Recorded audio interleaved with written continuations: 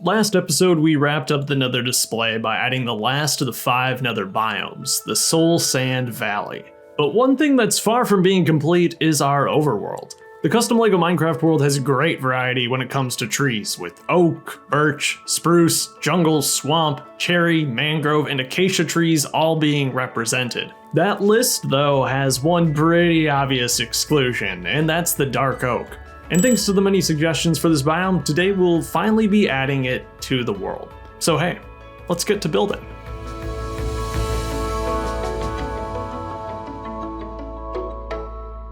Today's module is going to be an entire Minecraft chunk, and the goal is to put it somewhere here ahead of the Plains village, kind of by the swamp. I am really excited about this module, and something I'm doing a little bit different this time around is that I'm making it viewable from all sides. No funky color bricks at the base or anything like that. I figure it'll just be an easier module to take to smaller venues and LEGO conventions across the country. That's the dream, at least. It's still gonna be plenty big though, I promise you that. And it's going to be plenty big because this is going to be a very terrain heavy build. The positioning of this module in the larger LEGO Minecraft world means that it's part of the foothills that will make up a large mountain on the right hand side of the display. In order to start building up towards that mountain, we better make this module have some height too. In reality, considering the size of dark oak trees, a chunk of space isn't a whole lot of room to work with, but I want to add at least 3 trees and both types of mushrooms into this build too.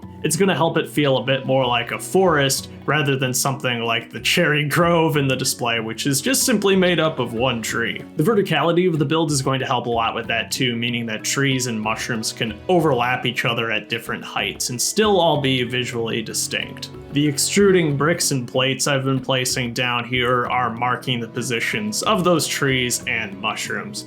Oh, and it looks like I forgot to place a 2x2 plate there.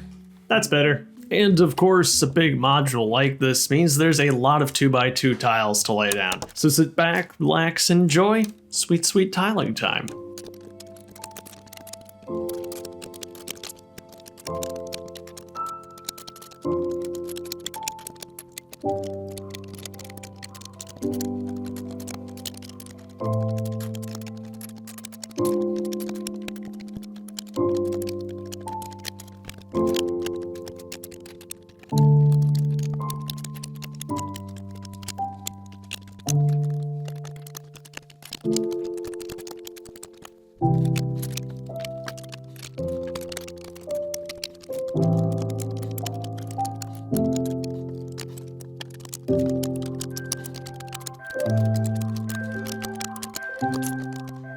The next step is going to be adding some peonies. These are pretty similar to the other 2-block tall flowers I've done in the past, but I'll be using the old classic flower design here in bright pink. It's a very nostalgic piece to me, and I think it adds some fun variety to these flowers compared to all the others that I've done. Mixing and matching those flowers with the modern 5-petal 1x1s makes these look nice and organic. If only we could get those stems in dark green. Speaking of stems, we'll of course be using the classic flower stems as well for grass throughout the build. I just prefer these because they've got a stud on them. And as you saw, I have a lot. I vividly remember many years ago filling up an entire large container of these at the LEGO store in New York City, spending all my allowance, yes, on flower stems. And now here, 15 years later, I am forced to deal with the consequences of those actions, but I'm finding homes for most of them.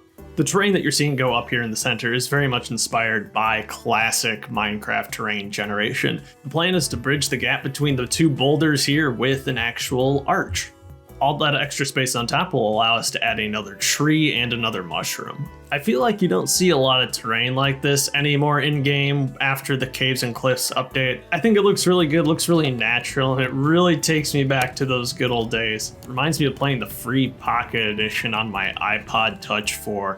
Good times. And of course, I've made sure to tile off the undersides of these, and that's all been made very easy thanks to the inverted 2x2 tile in dark bluish gray. The next step is to kind of level off this terrain. It's going to be pretty flat here up top, and this is actually going to be at the same level as the player base that I have planned, which is going to be directly to the right of this module. Yes, don't worry, a player base will happen. It's a ways out yet, and I've got a lot of planning to do. I want to fit a lot into that small space, but it will happen. Next, I had to play the waiting game for a LEGO Pick-a-Brick order to arrive, and it's an important one. It's got more tiles.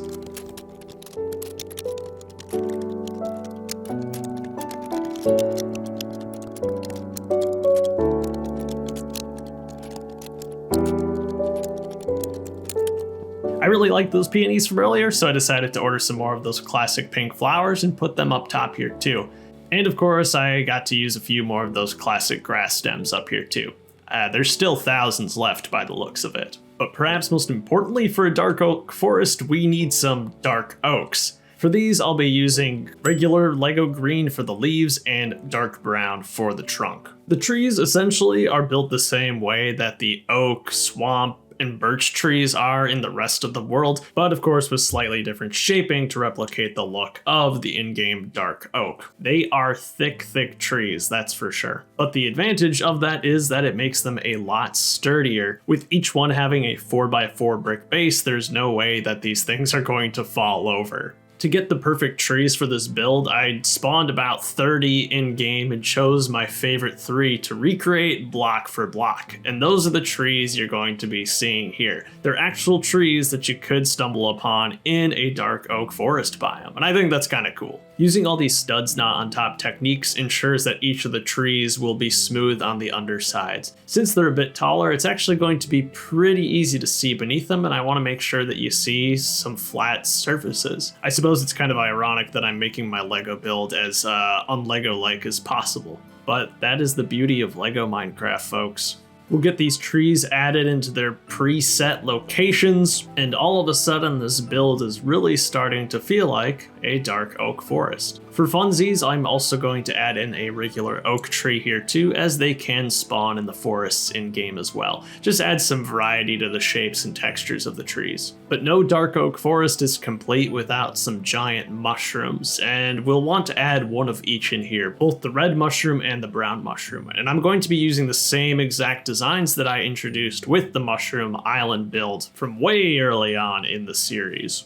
And with those, our forest is looking proper whimsical now. Perhaps the only thing that can make it a little more whimsical is if we were to add a fairy. For this little section, I'm going to have a player attempting to duplicate an allay with a jukebox. I've swapped out LEGO's official brick-built allay torso for one of the new unprinted baby zombie torsos, and I think it looks a lot nicer. It's a little less clunky and helps keep the thing at a more realistic scale. And with that, the Dark Oak Forest module is complete. Ever since I designed this one in-game, I've been so excited to bring it to life, and I think it really does live up to the hype. I'm a sucker for a more vertical module, and while we see plenty of those in the Nether, it's not so often we get one or have room for one in the overworld. Let's add this to the display so you can see it here in context. It does a good job of expanding that existing forest, and I especially like the view from the left-hand side of the module looking out at it across the plains biome. For the next episode, we're going to be tackling the upcoming Trial Chamber, which is part of the Minecraft 1.21 update. The build is going to feature mobs and blocks that have never appeared in official LEGO sets, so it's going to be a really fun challenge. If you want to watch that episode early, you can do so by becoming a channel member. And as always, a huge thank you to the many people who already have supported this series through their membership. But anyway, that's all I've got for this time.